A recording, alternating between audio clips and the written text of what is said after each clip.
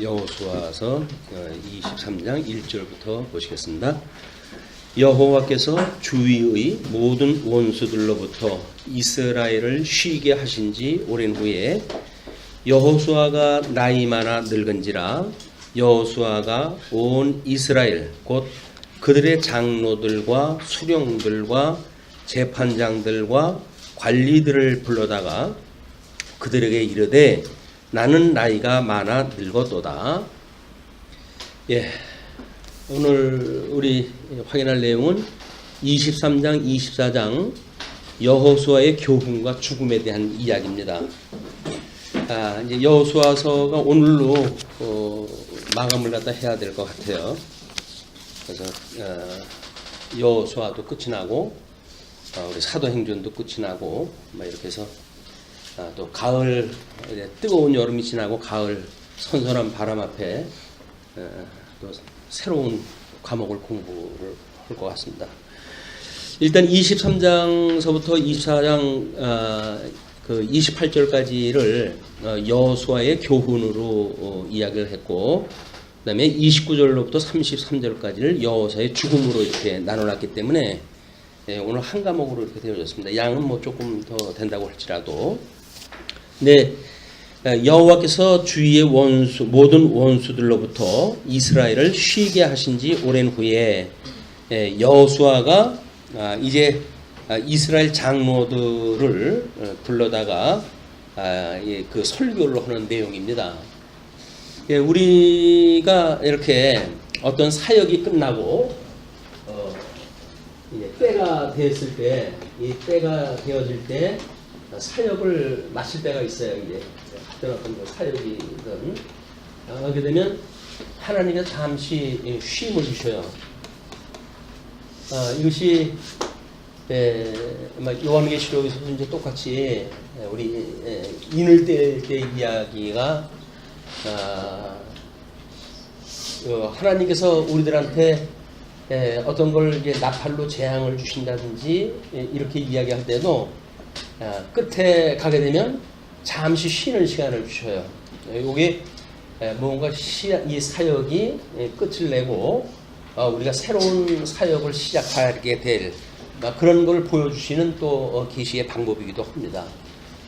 우리들의 모든 그 일도 이제 그렇지 않은가. 그래서 우리가 쉴 때가 옵니다. 꼭 쉴 때가 오기 때문에 이렇게 일할 때 열심히 일하자 이렇게 찬송을 불렀어요. 어두운 밤이 오리니 쉬게 된다고 이렇게 하는데,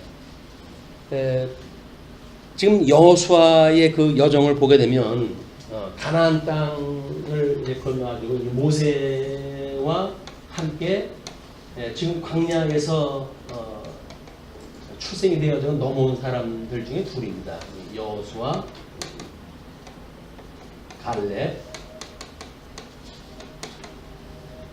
하나님께서 해가시는 일은 늘 우리 전번에도 한번 확인한다 했지만 유다 지파와 그 다음에 북쪽 이스라엘 지파를 나눠 가지고 이미 두셨다라고 해서 법적 그 섭리와 또 신적 섭리를 두 개를 같이 변화다 해가지고서 오실 메시아에 대한 신성과 그 다음에 인성에 대한 이 두 부분을 끊임없이 성경에서는 이야기를 하고 있습니다. 중보자가 오실 때에는 이렇게 되어서 이거를 사도 바울은 이제 로마서에서 그렇게 이야기를 하죠. 이렇게 혈통적으로는 다윗의 자손으로 오셨고, 그다음에 성결의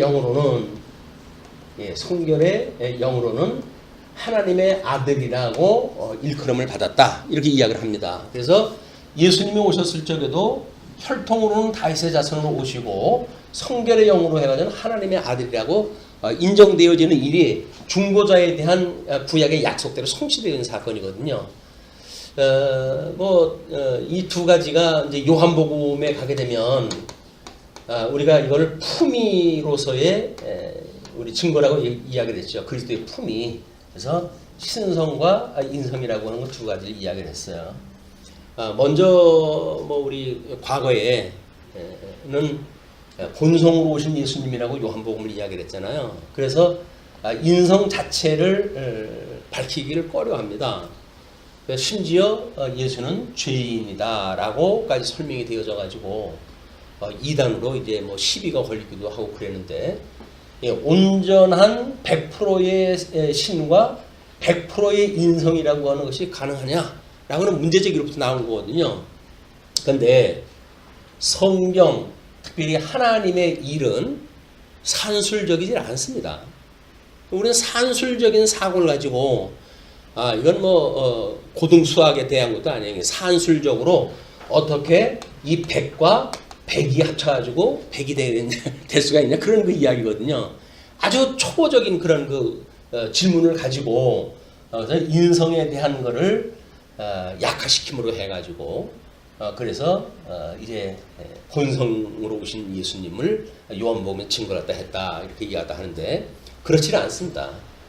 우리는 인성을 가지신 예수님, 신성을 가지신 예수님, 두 가지를 다 가지고 이 품이라고 하는 우리 기독론의 아주 중요한 요소예요. 그래서 이 인성을 부정하는 자들이 대부분 영지주의자들이라고 그랬죠. 그 영지주의자들은 뭔가 자기네들이 알고 있는 지식 세계에 들어가면 그들이 자기네들만 구원을 받는다고 이렇게 이야기를 합니다. 그래서 가연설을 주장을 한다든지 이 인성으로 오신 그리스도를 부정을 하다 하는 일들이 그동안 우리 교회사 초기 교회 때는 꽤나 많이 나타나곤 그랬어요.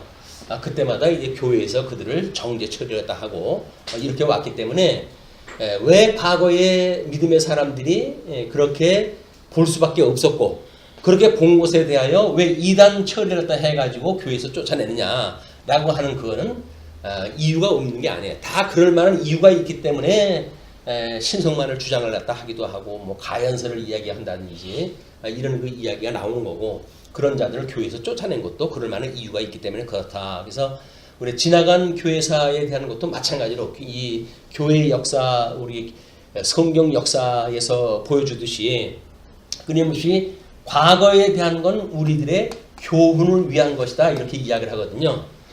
교훈이라고 하는 이야기는 성경의 그 내용을 가지고 성경은 우리의 교훈을 위해서 이제 구약 성경에 그걸 주었다고 그렇게 이야기를 해요. 그래서 우리 광야 생활 40년 동안 그들이 어떻게 불순종을 했고, 그런 가운데도 하나님께서 세대 교체를 해가지고 인도를 하셨는지, 그런 그 내용이 우리들한테 본이 되어진다는 겁니다. 왜냐면 광야라고 하는 건 이 교회거든요. 광야 교회. 이 광야 교회의 불순종, 이 불순종이 마땅히 교회 시대를 살아가는 우리들에게도 이제 성령이 오셔가지고 주님의 몸된 교회의 시대가 왔는데, 이 교회 시대 때도 우리한테 저게 본이 되어진다는 겁니다. 어떻게 불순종을 했는지, 하나님의 법에 대한 걸 우리가 불순종을 했는지, 이런 개념을 가지고 이제 여호수아의 교훈을 우리가 보게 되면 아마 이제 그 여호수아의 그 이야기를 핵심적으로 우리가 파악이 되어질 것 같아요.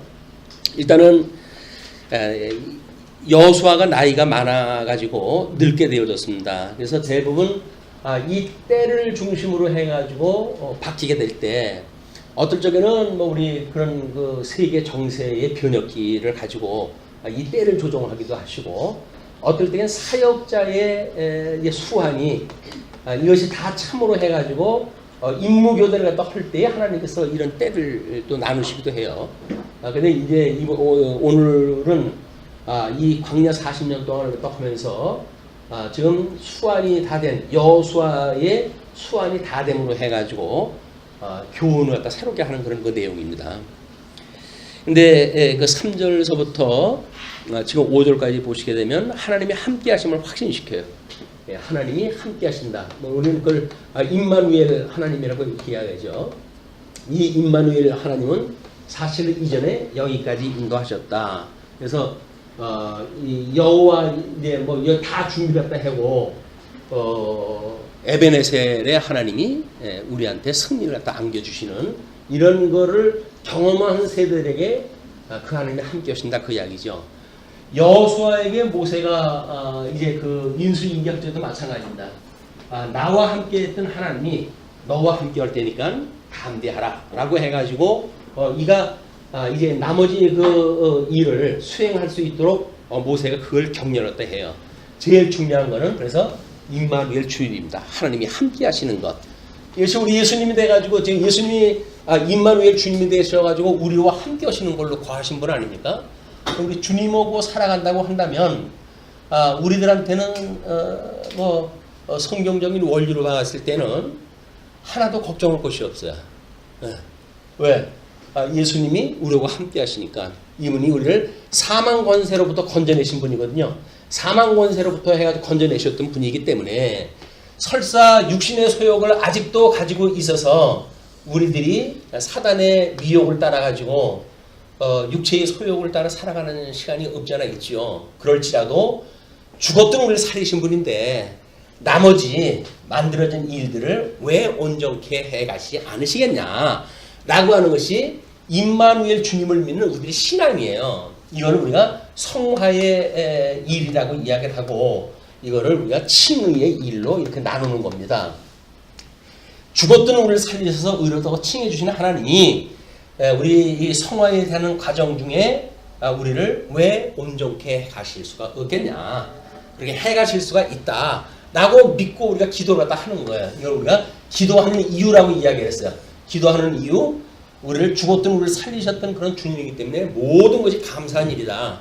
만사에 다 감사한 일이다. 그리고 우리를 온전케 해가시는 그런 그 일로 우리가 기도를 들어주실 분으로 믿기 때문에 은혜와 성령을 구한다, 이렇게 이야기를 했어요. 그래서 의와 나라를 구하라 라고 이야기했던 것 중에 의를 구해가지고 우리 예수님이 이 땅에 오셨던 언약자손으로서의 예수 그리스도를 믿는가 하면 여전히 주님의 몸된 교회 생활을 통해 가지고는 은혜와 성령을 구해가지고 교회 생활이 온전케 되어지는 일에 우리 참여하게 되어진다.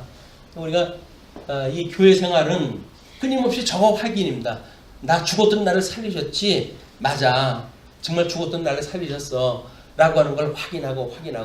그래서 이 율법을 주신 것이 죄를 깨닫게 하시는 거라고 그랬잖아요. 이 죄를 깨닫게 하시는 그 일이야말로 우리가 이 죄 아래에 있다고 하는 걸 끊임없이 확인하고 깨닫게 하시기 위해서 여전히 이걸 한 번에 성화시키지 아니하시고 시간을 두고 하면서 성화시켜 가신다. 하나님 그 가나안 땅에 일찍이 한꺼번에 다 대적을 멸하신다고 한다면 가나안 백성들로만은 여기서 다른 그 외세에 대한 침략을 다 막을 수도 있는 것이 아니고 경작을 갖다 한꺼번에 할 수 있는 조건도 아니고, 그렇기 때문에 일부를 남겨둬 가지고 혈통적인 그런 그 일은 감당을 또 하게 하시고 또 신령한 뜻은 신령한 뜻대로 이루어가시는 것이 하나님이 하시는 섭리입니다. 그래서 육체의 소욕이 성화 과정에 있어서 육체의 소욕을 가지고 우리가 죄를 깨닫는 일은 매우 가치로운 일이에요. 왜? 이것이 자기 부정이니까. 이게 자기 부정에 이르는 일이거든요. 나는 죄 중에 잉태됐고 죄 중에 출생이 되어서 어쩔 수 없는 존재야. 나로서는 이것이 뭐 그렇게 해야지 라는 나의 결단 가지고 되어지는 것이 아니라 주님께서 주시는 믿음으로 되어지는 것이다. 그래서 끊임없이 믿음을 구하게 되어지는 겁니다. 옛날에는 우리가 믿음도 많이 구했는데 믿음은 은혜의 선물 아닙니까? 이게 은혜의 선물이기 때문에 은혜의 선물은 물론 뭐 다 난다고 해서 주는 건 아니겠지만 하나님이 약속하신 거니까 은혜의 선물로. 그래서 은혜 구한 나에게 은혜 주시고 믿음 구한 나에게 믿음 주시고 이런 것들이 우리 뭐 옛날 참 눈물 콧물 흘리면서 찬송 부르고 했던 노래이기도 해요. 근데 워낙 이제 너무 이렇게 뭐 판서를 해가면서 이론 중심으로 하다 보니까 감성적인 것이 조금 무뎌져 가지고 어떤 그런 은혜를 우리가 공감하는 거에 조금 서툴러지질 않았나 그런 생각이 듭니다. 그래서 끊임없이 이 감정적인 문제, 우리 죄의 문제를 어떻게 하나님 앞에 고백을 하고, 하나님 저의 이런 거를 우리 주님이 그래서 우리한테 기도라도 하라는 게 그거 아닙니까? 우리가 우리에게 죄 진 자를 사해 준 것처럼 우리 죄를 사해 주시고 그리고 시험에 들게 하지 말게 하시고, 그리고 우리를 이 악에서 구하게 해주세요 라고 하는 것이 일용할 양식을 먹고 살아가는 성도들이 끊임없이 구해야 될 일이에요. 이게 다른 거 없어요. 우리가 살아가면서 하나님 앞에 바르게 살겠다고 하는 이야기는 끊임없이 이겁니다. 저기서 1만 달란트 탕감 받았다고 한다면 100데나리온 빚진 자를 용서해 주는 건 당연한 일이죠. 그러니까 우리가 우리에게 죄 진 자를 사해 주는 것이 당연한 거예요. 그것이 당연하다고 했을 때 나머지 우리 성화를 갖다 해가면서 깨달은 죄 이거를 용서해 주세요라고는 기도를 하나님께 할 수가 있지. 1만 달러 상감받았는데 다른 사람 100데나리온 빚진 자를 갖다 용서도 안 해주고 끊임없이 내 죄만 용서를 갖다 해달라고 한다면 하나님께서 우리 가짜라고 그러시죠. 너 짝퉁 같다. 이게 짝퉁 같다. 너 죽었던 너를 살려줬던 거 그거를 인정하다 해야지. 그렇게 되면 마땅히 100데나리온 빚진 자 용서해 주는 게 우선이야.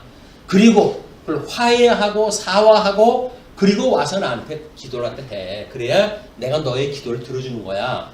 라고 이렇게 일러주신단 말이에요. 근데 우리는 남 돌아보지 않고 나만 용서를 갖다 해달라고 나만 사랑해달라고 그러니까 하나님께서 우리 나만이라는 게 여기 없잖아요. 그리스도 안에서 우리 지체인데 어떻게 지체의식을 가지고 살아가는가에 대한 끊임없이 사대의 문제예요. 어떤 사람이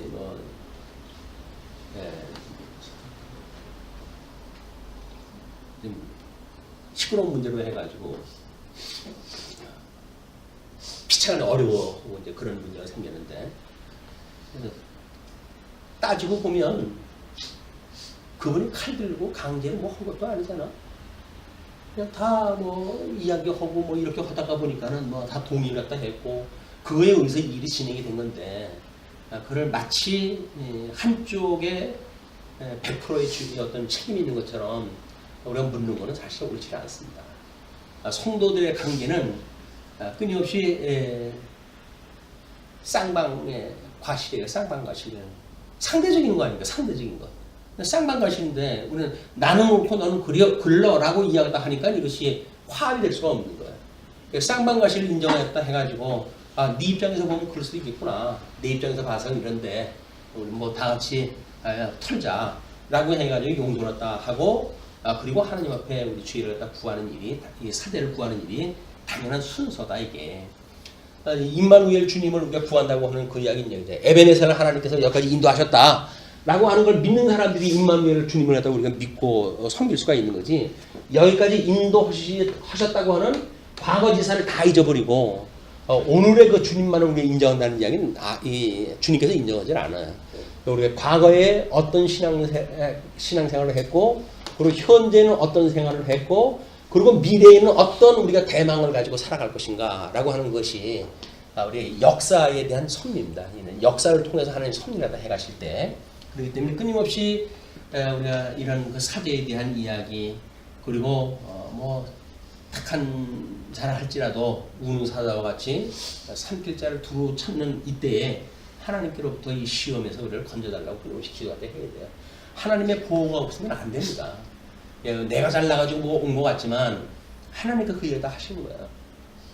이런 것들이 사실은 사람들한테 감동을 주고 그러거든요. 유튜브라든지 한 그림을 보게 되면 그 어린 새끼 곰이 위협을 당해가지고 거의 죽을 지경까지 다 왔어요. 이젠 끝인가 라고 그러는데 벼랑간 자기를 쫓던 큰 짐승이 도망을 가요. 그랬더니 새끼가 내가 이렇게 했는데 봤더니 큰 그림자가 있어서 돌아다 봤더니 자기 엄마가 거기 있는 거예요. 그래서 상대방이 도망간 건 자기 엄마를 보고 도망간 거지 자기를 보고 도망간 게 아니거든요. 우리는 끊임없이 우리 작은 이런 시험에도 건져달라고 기도하는 일이 중요한 일로 생각이 듭니다. 그래서 이 세상 악은 모양이라도 버릴 만큼 끊임없이 우리 정말 정결한 우리 신부의 그런 그 모습으로 단장한 신부의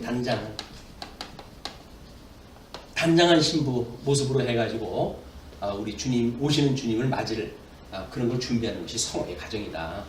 이거는 사실은 우리가 신앙생활이니까 이것이 불편해 보이고 맨날 그러고 어떻게 살아 이런 생각이 들지 모르겠지만 만약에 우리 백말탄 신랑이 온다고 그러는데 그렇다고 한다면 그렇게 지루하지 않습니다. 시간은 틈만 나면 거울 볼 거예요.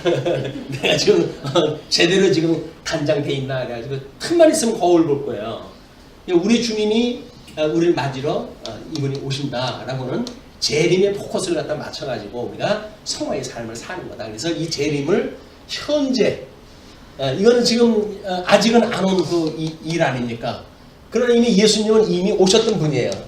그래서 이 이미와 아직의 사이가 성화의 가정의 삶입니다. 우리는 이 이미와 아직 사이의 현재 지금이라고 하는 삶을 살아가는 우리들에게는 끊임없이 재림하신 예수님을 사모하고 기대하고 이런 일이 우리의 이 삶을 쉽게 만드는 일이거든요. 힘을 덜어내게 하는 일이다.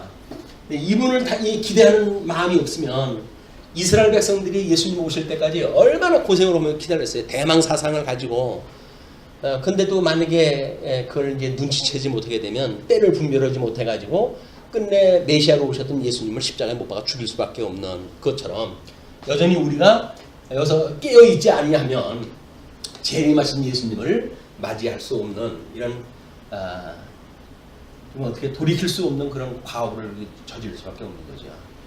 우리 재림하신 예수님을 우리 맞이할 수 있도록 끊임없이 깨어있는 것, 그걸 우리가 각성이라고 이렇게 이야기를 해요. 각성. 그래서 20세기까지 이제 뭐 종교 개혁이 일어나고 그리고 이게 그 나름대로 이제 신학계의 그 발전이 계몽주의 시대를 거쳐가지고 낭만주의 시대를 거쳐가지고 그래가지고 그때 등장한 것이 자유주의 신학이거든요. 성경을 살아계신 하나님보다는 기록되어져 있는 성경은 난도질을 갖다 하고 이렇게 해가지고 결국 진리 체계를 무너뜨리는 것이 자유주의자들의 일인데 그런 그 자들에 의해 가지고 거의 이 기독교가 만신하게 됐어요. 지금 뭐 기독교가 만신하게 됐다고 그러는데 이미 그때 만신하게 된 겁니다. 그래가지고 모든 사람들이 잠이 들어 있었어요. 깨어있지 않고 잠들어 있을 때예요. 예수님 믿으니까 좋다. 그냥 그러고 살아고 있었는데 그런데 유감스럽게도 우리 세계 1차 대전, 2차 대전이 일어나죠. 수많은 사람들을 죽이는 전쟁에 예수를 믿는 신학자들이 가표를 던지고 봉인을 해요. 스테반 집사 하나 죽이는데 가표 던진 바울의 이야기를 빌리자고 한다면 이 사람들은 죽어 마땅한 사람들이죠.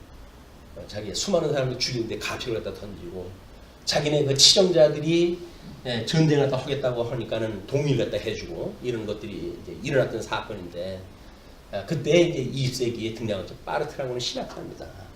로마서를 재해석을 갖다 해가지고 그리고 선포를 갖다 했을 때 드디어 그 잠자고 있던 유럽의 지성의 잠을 깨웠다 그 이야기를 해요. 그럼 충격적인 그 신앙생활에 도전을 받은 거예요. 그동안 우리가 생각했던 게 뭐지? 라고 하는 어떤 자기 부정의 그런 그 일들을 깨어나가지고 그렇게 아주 20세기 진정한 20세기는 칼바르트의 로마서 강론집 그 쓴 이후로 21세기가 시작이 된다 이렇게 이야기를 합니다. 1919년도에 그 출연하셨던 분인데 그걸 20세기라고 하니까는 그건 뭐 100년을 땡겨가지고 20세기로 인정하는 일은 왜 그러냐면 새로운 세계가 열렸다는 거야. 이 때의 변화가 만들어졌다는 겁니다. 그런 맥락으로 봤을 때 우리가 양대언약이라고 하는 걸 가지고 보수적인 신학에 대한 거를 뭔가 진리 체계를 붙게 하고 라고 하는 역사적인 당위성이 있어요. 또 우리가 그걸 어떻게 진리를 수호하고 보수하고 전송할 것인가 라고 하는 것이 우리에게 주어진 사명이라고 생각이 듭니다. 네, 그런 거를 우리가 뭐 이렇게 절치부심 하나님이 해가신 일이지만 늘 깨어있기를 원하고 그리고 재림하신 예수님을 바라보고 살아가는 우리들의 삶의 모습이 아닐까. 또 이제 우리 사도행전 끝나고 세미나를 하신다고 그러니까 그때 사도행전 우리 어떻게 정리를 했는지 한번 총정리를 해보시고 그 외에 이제 맞대가지고 요한계시록이 어떻게 전개되어지는지 다른 얘기가 아니에요. 사도행전 이야기 그대로 나와요. 그래서 그러니까 요한계시록 어떻게 할까? 그래가지고 기대하실 이유 없어요. 그냥 사도행전의 역사적 맥락에서 쭉 이야기하다 보면 그냥 그 얘기야 그 얘기예요. 근데 우리 집사회장님이 사도행전이 2장 남았는데 어떻게 할 겁니까? 뭐 2주로 끝나고 3주째 요한계시록 들어가야겠죠. 그랬더니 우리 명절로 해가지고 많은 사람들이 못 듣는데 좀 조정을 갖다 해달라고 부탁을 하시더라고요. 모르겠어요. 이제 그때 특강 갖다 해야 될지 해가지고 사도행전은 2시간 목밖에 남지 않았어요. 2장이 남아가지고 정리를 다 하고 그 다음에 이제 명절날은 그냥 가벼운 거 가지고 우리가 특강식으로 이렇게 1시간 지나가고 명절 쉬고 오시게 되면 사도행전의 새로운 또 때의 변화를 우리가 기대를 해보게 됩니다. 자, 이렇게 이제 때가 바뀌었을 때 너희 하나님 여호와께서 너희를 위하여 이 모든 나라에 행하신 일을 너희가 다 보았거니와 너희의 하나님 여호와 그는 너희를 위하여 싸우신 이시라. 우리가 이 칭이라고 하는 이것이 모든 이 사망 권세 원수 이거를 위해 가지고 주님께서 쳐서 이기시고 우리를 불러내신 거 아닙니까? 이 세례를 받아가지고 우리를 의롭다고 칭해 주셨으니까. 그건 지금까지 이 에베네셀의 하나님이 해 오신 일은 결국은 나의 모든 것들을 대적들을 멸하시고 나를 살리셨어라고 하는 것이 제일 조건으로 나오는 거야. 우리 구원의 서정에서도 이게 중요한 우리 어떤 믿음의 서정이기 때문에 이 칭이 주님이 나를 살리셨다. 그래서 여기에서는 지금 그 이야기를 그러잖아요. 너희를 위하여 이 모든 나라에 행하신 일을 너희가 다 보았거니와 이거 다 보셨죠? 뭐 우리 개인적인 삶도 마찬가지예요. 우리가 어떻게 예수님을 몰랐을 때 어둠에 살았던 우리들인데 주님께서 우리를 살리셨는지 그런 그 일들이 우리 하나님 앞에 크게 기도할 일로 이렇게 이야기가 됩니다. 또 보라 내가 요단에서부터 해지는 쪽 반대까지에 남아있는 나라들과 이미 멸한 모든 나라를 내가 너희를 위하여 제비 뽑아 너희의 지파에게 기업이 되게 하셨느니라. 그러니까는 이 지금까지 인도하셨던 시간 세계나 공간 세계나 불문하고 하나님께서 우리들을 인도하셨다. 너희의 하나님 여호와 그가 너희 앞에서 그들을 쫓아내사 이제 우리 사망 권세를 쫓아내 가지고 너희 목전에서 그들을 떠나게 하시리니 너희의 하나님 여호와께서 너희에게 말씀하신 대로 너희가 그 땅을 차지할 것이라. 아직은 미완이에요. 이 성화의 과정은 아직 미완으로 되어져 있죠. 완성이 덜 된 상태지만 이렇게 이루어 주신 하나님이 너희들 이걸 다 이룰 걸 약속을 갖다 했고 너희들이 이걸 차지하고 살 것이다 그 이야기예요. 그 이야기는 우리를 의롭다고 칭해 주신 분께서 여전히 우리를 온전케 해가지고 하나님 기뻐하신 신부로 삼겠다 그 이야기 아닙니까? 이것이 성화를 이해하는 우리들의 이 믿음의 과정이란 말이에요. 여기서 뭐 칭의 교리가 잘못돼가지고 성화가 안 된다든지 이런 논리는 이 전체적인 그림을 모르기 때문에 그러는 거야. 이 성경의 전체적인 그림은 우리 이 언약자손을 출애굽을 했던 사건 그리고 바벨론 포로로 끌려갔을 때 어떻게 하나님 다시 회복하시는가에 대한 문제 이것이 이 하나의 그 점으로 해서 연결이 되어지는 겁니다. 그래서 우리를 칭의로 인도하신 하나님께서 우리를 성화로 온전케 다시 회복의 때에 참여하게 하시는 그런 하나님의 은혜에 우리가 참여되어지는 거다. 그것이 우리 이 의롭다고 칭함을 받은 우리들이 미약으로 살아가지만 하나님께서 온전케 하신다고 약속을 했잖아요. 그래서 온전케 하시는 예수 그들을 바라보자 이렇게 이야기를 했어요. 그분을 바라보며 살아가다 보게 되면 이분 아닙니까? 이분이 오시는 그날까지 우리가 온전하게 되어진다. 이것이 우리가 온전하게 되어져야 우리 주님께서 온전케 하신다고 그랬으니까 온전케 되어지는 날 주님께서 오시는 거예요. 오셔가지고 우리를 단장한 신부로 이야기를 하는데 단장한 신부가 주님께서 온전케 하셨던 그 인물이에요. 그럼 우리는 자랑할 게 아무것도 없어요. 우리 주님께서 우리를 온전케 하시고 온전케 하셔가지고 그거를 단장한 신부와 같다 이렇게 이야기를 합니다. 새 예루살렘이 내려오는데 그걸 보고 단장한 신부와 같다 이렇게 이야기를 해요. 그냥 우리는 결국 하나님께서 온전케 하시고 온전케 하신 주님께서 우리를 칭찬할 때 해주시는 일이지 내가 뭘 가지고 있는 게 아니다. 여기는 이기는 자가 참서다 하는 거니까 이기는 자 너희들은 참 잘했어 라고 칭찬할 때 해주시는 거예요. 여기서 뭐 우리가 충성을 다른 충성을 또 해가지고 우리가 얻어내는 것이 아니라 여전히 하나님께서 온전케 하시고 그 믿음을 믿는 자, 이기는 자 주님께서 우리를 마저 미완에 우리를 온전케 하셔서 우리를 부르실 거야. 그래서 참여케 하실 거야 라고 하는 거를 믿는 자를 이기는 자라고 이렇게 이야기를 하는 거거든요. 우리 이기는 자로 여기에 참여하게 되어질 거예요. 이제 우리는. 우리는 끊임없이 이야기를 하니까 맞아. 이제 성화의 과정도 내가 뭘 엮어가는 것이 아니라 주님께서 은혜의 선물로 우리를 온전케 하시고 온전케 하심으로 우리를 단장한 신부로 칭찬을 해주시니까 이때에 이르기까지 오직 주님만 바라보고 나아가는 겁니다. 주님만 바라보고 나아간다. 그걸 이제 표대를 향하여 다른 박질을 친다. 뭐 이렇게도 설명을 하죠. 사도 바울이. 그래서 이제 그렇게 차지할 것이다. 그러면서 6절입니다. 6절로 11절 모세 율법의 순종을 공부하죠. 그렇게 할 거니까 그러므로 너희는 크게 힘써 모세 율법책에 기록된 것을 다 지켜 행하라.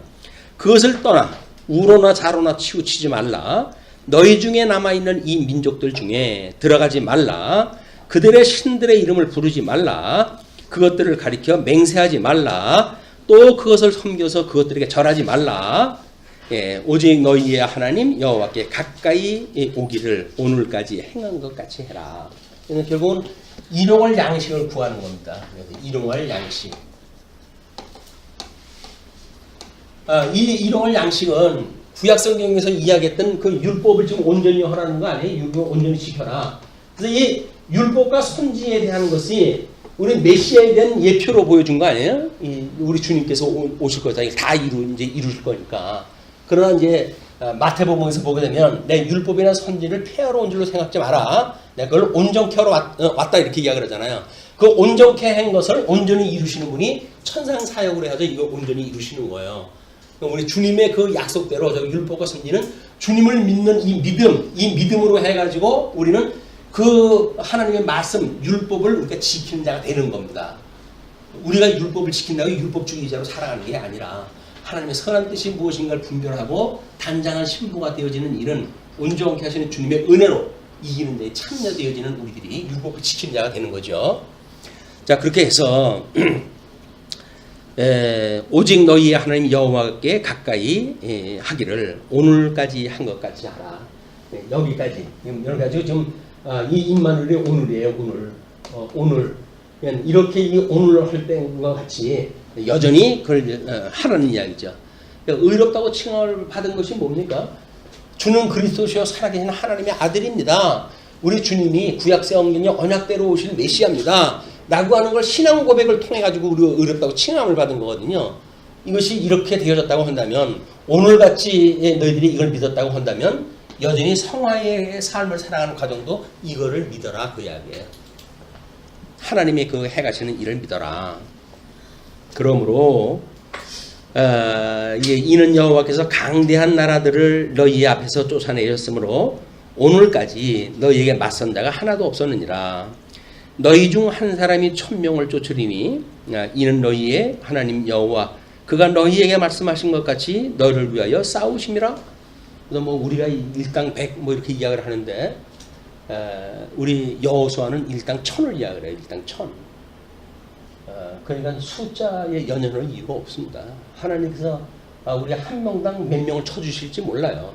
우리들의 그런 믿음의 정도를 보시고 우리를 일당 며칠 갖다 보실지 몰라요. 여기서 너희 한 사람이 1000명을 쫓으리니 이는 너희의 하나님 여호와 그가 너희에게 말씀하신 것 같이 너희를 위하여 싸우심이라. 그러므로 스스로 조심하여 너희의 하나님 여호와를 사랑하라. 하나님 사랑하는 것 인생의 본분인데 참 신기한 것이요. 우리 웨스트민스터 대소요인 분다고 보게 되면 제1장이 성경관으로부터 설명이 되어지거든요. 성경관. 그 다음에 이제 삼위일체 하나님의 신관. 이렇게 쭉 설명이 되어 가는데 이 앞에 맨 앞에다가 준 제1문에 대한 거는 어떤 장에 몇 장 하는 장에 포함되지 않아요. 그것이 뭐냐면 인간의 본분이 무엇인가에 대한 건 뭐예요? 본분. 우리는 성경이 하나님의 영광을 선포하시는 일이다. 이러죠. 영광 선포. 그렇기 때문에 이건 절대 주권적인 사역을 통해 가지고 이 영광을 선포하신다. 하나님의 영광 선포가 제일 근본이라고 이렇게 이야기를 하지요. 그런데 하나님이 영광 선포를 했다고 하는데 인간이 찬양할 인간이 없다고 한다면 이게 무슨 의미가 있어요? 그래가지고 이 인간한테 이 우리 믿음의 선배들이 제 입장을 사람의 제일 근본된 목적이 무엇이뇨? 라고 물어봐요. 그럴 때 그 하나님을 경외하는 것이 제일 경외하고 오직 그분은 한 분만으로 즐거워하는 겁니다. 인생이 다른 거 없어요. 우리는 뭐 바쁘다 바빠하고 이 세상 살아간다 그러는데 바쁘긴 뭐 바빠요. 인생의 본분이 뭐라고요? 하나님을 경외하고 오직 그분만으로 즐거워하는 거라니까요. 근데 그 전제를 무시해놓고 성경관이 어떻고 신관이 어떻고 그런 이야기는 뭐래요? 아무런 의미가 없지. 일단은 제 일문이 우리들의 본문에 대한 이야기인데 그게 결국 우리의 존재에 대한 이유를 묻는 거 아니에요. 너 왜 사니? 그걸 묻는 거예요. 너 왜 사니? 먹으려고 사니? 아니지. 먹으려고 사는 건 아니지. 그럼 왜 사니? 그건 뭐 나중에 뭐 먹으려고 사는 건 아니지만 또 먹어야 사니까 그래 갈등이 있는 거 아니겠어요? 근데 우리 진짜 존재라고 한다면 그런 그 이유는 그냥 하나님을 경외하기 위해서 하나님께서 우리를 만들어 놓으신 거예요. 그분 찬양하는 것이 우리의 본분이라고 한다면 즐겁잖아요. 근데 그 제일 근본된 목적을 우리가 잊어버리니까 차서를 따라가지고 수없는 문제들이 따라오는 거야. 그 근본이 해결이 안 되니까 이건 어쩌니 저건 어쩌니 해가지고 고민들이 따라오는데 결국 그 고민은 우리 하나님 한 분만으로 즐거워할 수 있는 우리가 그 비밀을 깨닫게 되어지면 모든 것들이 다 해결이 되어진 거거든요. 모든 문제는 사실은 그분 한 분만으로 즐거워하지 않는 데로부터 오는 거예요. 그 이야기는 뭡니까? 하나님께서 우리를 죽었던 자를 살렸다고 하는 그것조차도 우리가 모르고 있는 거예요. 잊어버리고 있는 거예요. 아니면 당연하게 생각하고 있는 거죠. 하나님이 창세전에 예정했으니까 살려주셨는데 라고 해서 당연히 여긴다고 한다면 그건 이미 하나님을 경외하는 자세가 아니죠. 예정대로 되어졌다고 한다면 더 그 크신 영광을 찬양해야 될 거 아닙니까? 아니 창세전에 어떻게 계획했었던 거를 그렇게 양대언약을 하시고 그 현실 역사 속에서 이 시간에 이때 나를 구원하다 하셨습니까? 라고는 이런 어떤 사이클이 맞아야 되는데 주님 오고 근데 주님은 우리를 살려놓고 너 왜 사니? 라고 물어보니까는 뭐 이제 보따리 내놓으라고 그러니까 살려줬으면 보따리 내놔야 살 거 아닙니까? 내가 마저 살 거 아닙니까? 이 이야기예요. 그게 성화를 갖다 해가는데 필요한 우리들이 기도의 내용들이에요. 너 이제 내가 살려줬어. 어떻게 살 거야? 아유 죽었던 나를 살렸는데 주님이 여전히 나를 온전케 하셔야죠. 라고 해야지 그분만을 의지하고 살아가야 되는데 이 됐습니다. 이제 숨 좀 쉴만 하네요. 이젠 내가 뭘 해도 하지요.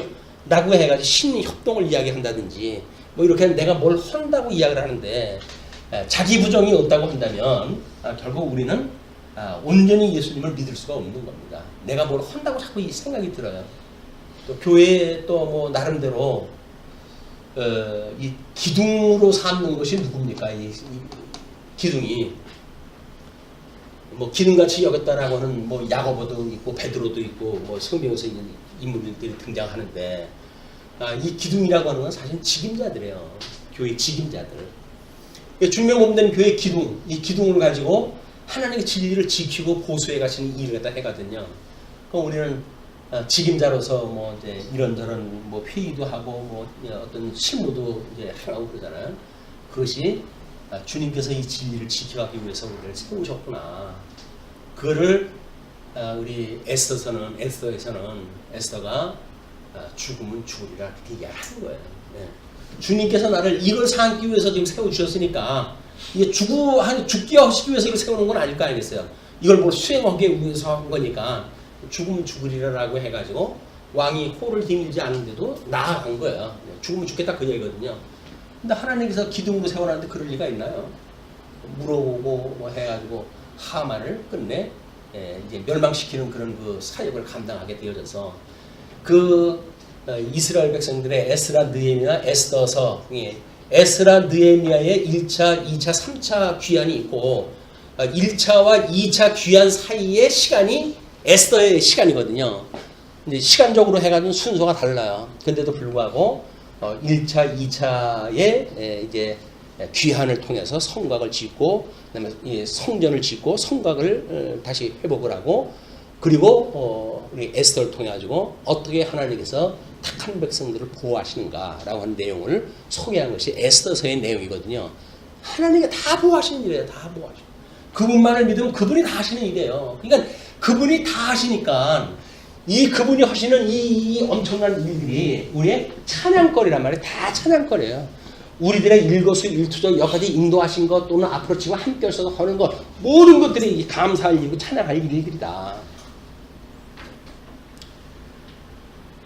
그 우리 이제 뭐 연세 높으신 분들한테는 성경을 뭐 읽고 진리를 인식하는 데는 시간이 걸리고 좀 어렵잖아요. 그러면 찬송을 많이 부를 수 있으면 좋겠습니다. 왜냐면 찬송가의 가사는 우리들 믿음의 선배들이 어떤 경험적 그런 걸 노래글로 이제 시켜놓은 거 아닙니까? 근데 그게 엄청난 공감대가 있어요. 이게 우리 감정이 나는 못 느꼈던 거를 그 가사를 따라서 찬송을 부르다 보게 되면 이걸 공감이 이루어지고 그래서 그동안 잠자고 있던 나의 자아를 발견하게 되어지고 그래서 우리 기쁨이 배가 되어지는 물론 뭐 찬송이 기쁘기 위해서 부르는 건 아니죠. 그러나 기쁘기 때문에 부른다고 한다면 기쁜 거나 기쁘기 위한 거나 사실은 이게 오늘과 같이 이 맥락에서 같은 내용이라 보여집니다. 찬송을 부르는 일이 우리 가사를 통해서 은혜를 깨닫게 되어지는 좋은 기회가 되어지기 때문에 그 찬송가 좀 큰 걸 실어가지고 좀 드리고 부를 수 있게 해드리라고 그러는데 모르겠어요. 찬송 부르는 거.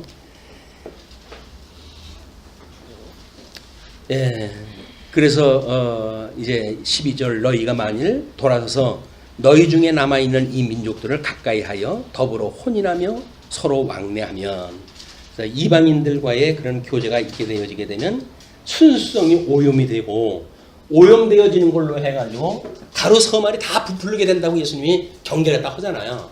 우리는 이런 어떤 미혹거리 뭐 여기서 성화를 갖다 해가는데 아이 뭐 육체로 살아가는 인생이 다 그렇지 뭐 이것이 무슨 대수냐 이렇게 얘기하는데 그렇지는 않습니다.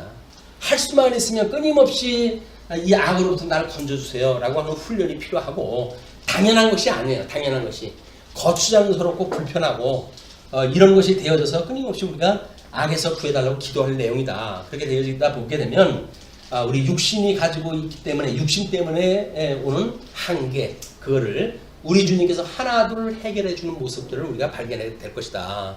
이것이 지금 다른 이민족들을 가까이 하지 말고 교제하지 말라는 이야기입니다. 확실히 알라. 너희의 하나님 여호와께서 이 민족들을 너희 목전에서 다시는 쫓아내지 아니하시리니 지금 이 여호수아이기 때문에 나중에 가면 쫓아냅니다. 우리 바벨론의 포로로 끌려갈 거예요. 민족들을 너희 목전에서 다시는 쫓아내지 아니하리니 너희 하나님 여호와께서 이 민족들 이제 그 목전에서 다시는 쫓아내지 아니하시리니 그들이 너희에게 올무가 되며 지금까지는 하나님이 다 쫓아내 주셨잖아요.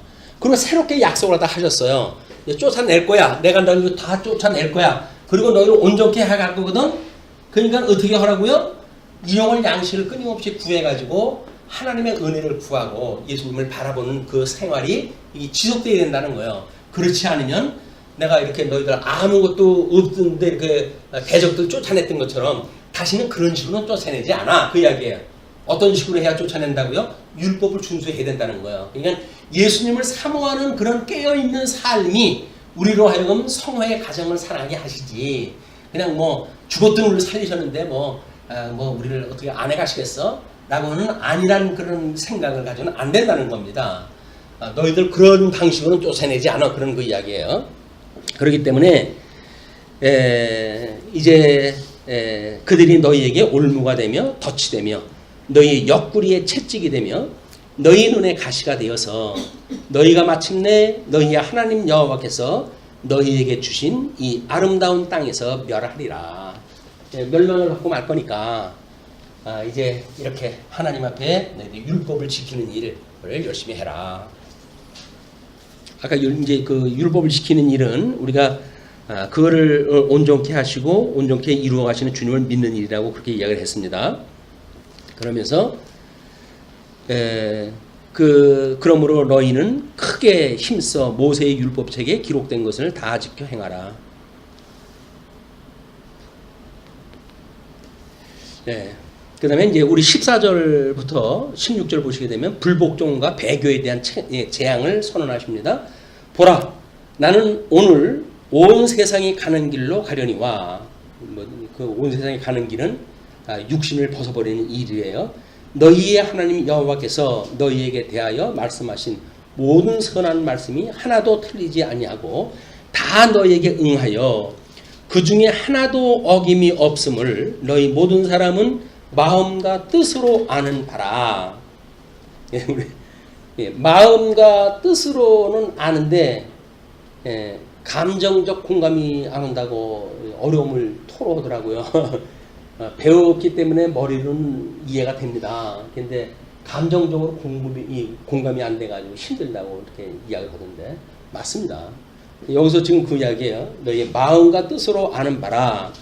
너희의 하나님 여호와께서 너희에게 말씀하신 모든 선한 말씀이 너희에게 임한 것 같이 여호와께서 모든 불길한 말씀도 너희에게 임하게 하사 너희의 하나님 여호와께서 너희에게 주신 이 땅, 이 아름다운 땅에서 너희를 멸절하기까지 하실 것이라. 우리는 예정론을 이야기할 때 그렇게 이야기했어요. 하나님이 이 주권을 갖다 이야기하면서 하게 하신다 이렇게 했어요. 하게 하신다. 이 하신다는 이야기는 본주어라고 이렇게 이야기했어요. 이건 본주어고, 그 다음에 이거는 가주어예요. 얘는 가동사, 이건 본동사고, 이건 가동사, 보조동사예요. 보조동사 하게 하시는 것은 인간을 통해서 하게 하시는 거고, 이 하신다고 하는 그 이야기는 하나님이 하신다는 이야기거든요. 뭐 하나님이 하신데 뭐 라고 하는 것이 마치 그냥 구원받은 사람이 자동 케이스로 가는 것처럼 이야기를 하는데 그것이 아니라 여기에 논리는 뭡니까? 망하게 하는 자는 망하게 하신다는 이야기예요. 복을 주는 자는 복을 받게 하신다는 이야기예요. 그럼 이 하게라고 하는 이야기는 맞아요. 그게 이 보조동사로 해가지고 맞아요. 문제는 이거를 수식하는 이야기가 복이냐 저주냐 이것이 다른 거죠. 근데 만약에 우리에게 주신 것이 절대 복으로 이야기를 하게 되면 우리는 하나님이 하게 하시는 일들이 다 복 주기 위해서 하게 하시는 일로 해석이 되어질 거예요. 그러나 만약에 그 3대 언약의 복이 저주가 포함되어져 있는 이야기라고 한다면 그 사람들은 우리들로 하여금 저주를 받게 하시는 일을 하시는 거예요. 하게 하시는 건 맞아요. 그게 문제가 있는 게 아니에요. 문제는 그거를 수식하는 게 복이냐 저주냐에 대한 문제인데 우리는 너무 하나님이 하게 하신다고는 절대 주권을 이야기하죠. 우리들이 그런 걸 놓쳤나 봐요. 그렇게 이야기하는데 그것도 또 아니에요. 보면 우리가 어떻게 이 복과 저주에 대한 걸 구분해가지고 하나님이 기뻐하시는 뜻을 따라가는 거와 그렇지 않은 걸 따라가는 두 개의 모습을 볼 수가 있는 겁니다. 그래서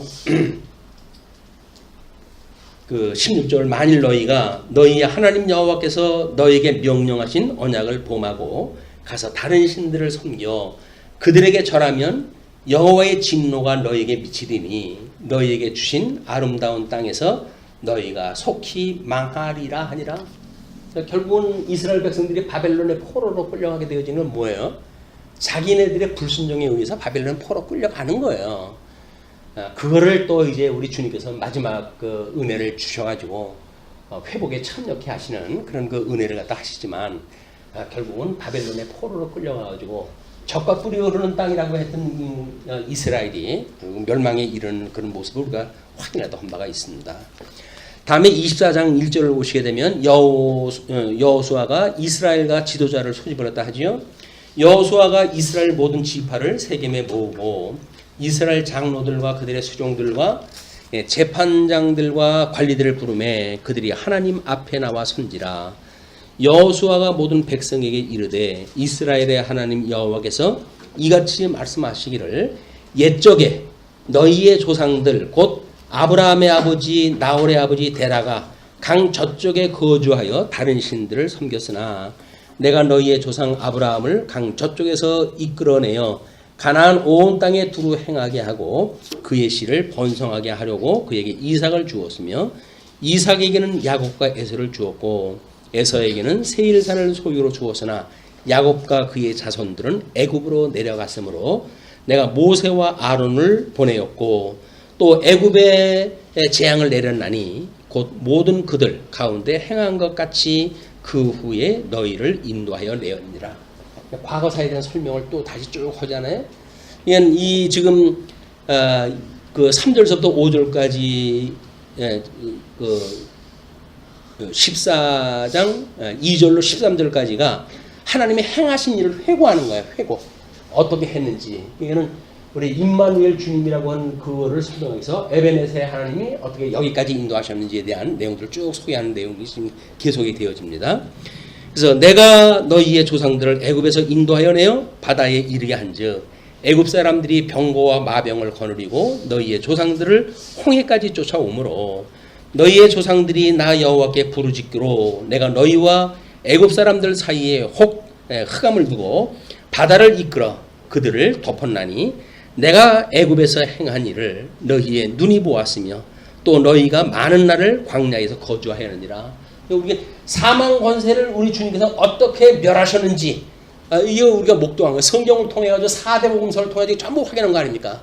어떻게 명하셨는지 그 대적을 갖다 멸하셨는지.